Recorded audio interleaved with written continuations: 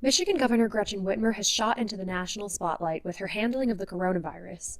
COVID-19 does not respect party line or state line. Whether this response is revered or despised depends on who you ask. While heralded by some for her restrictive orders in an attempt to slow the spread of the virus, others say the measures have gone too far and, in particular, affected their ability to work. It's time to open up. The sick are being taken care of. If you're sick, stay home and in your house. The ones that can work need to work. Michigan has over 44,000 confirmed cases as of early May, but Whitmer's handling of the outbreak is best understood by going back to March. The governor enacted an executive order telling Michiganders to only leave their homes for groceries, medicine, and other essentials, while banning public and private gatherings that expanded outside of a household. Measures similar to this were adopted in the majority of states throughout March. We will all have to make significant sacrifices. By taking this action, we protect our public health and ultimately the hardship on our economy. April 9th brought restrictions to the number of people allowed in Michigan stores that have remained open. On April 27th, Whitmer said businesses would slowly begin to open. In the coming weeks, we will continue re-engaging sectors of our economy and putting more Michiganders back to work.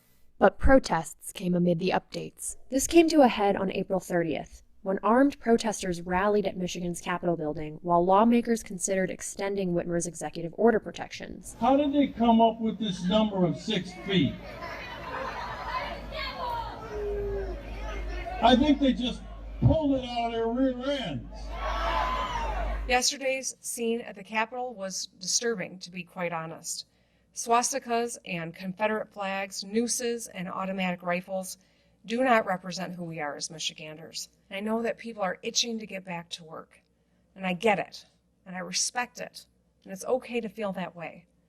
There's nothing that I want more than to just flip a switch and return to normal. Ultimately, Whitmer signed a new executive order that extends through May 28th. Throughout all of this, she's caught the eye of presumed Democratic presidential nominee Joe Biden as a potential running mate pick. She's also attracted the ire of President Trump. Don't call the woman in Michigan.